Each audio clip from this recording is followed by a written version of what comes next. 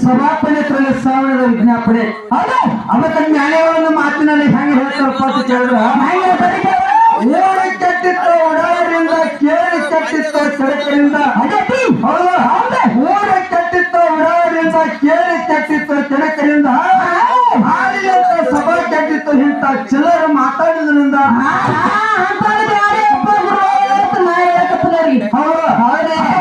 ಸರ್ಜೋಡಿಕೆ ಅಂತ ಬಹಳ ಚಂದ ಮಾತಾಡಿ ಬಹಳ ಚಂದ ಹೇಳಿಕೆ ಮಾಡಿ ಬಹಳ ಚಂದ ಹಾಡಿಕೆ ಮಾಡಿ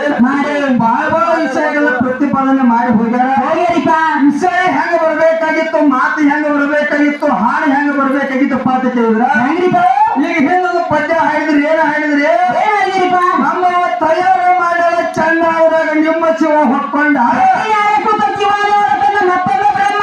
ಮತ್ತೊಂದು ಪ್ರಮಾಣ ಅಂದ್ರ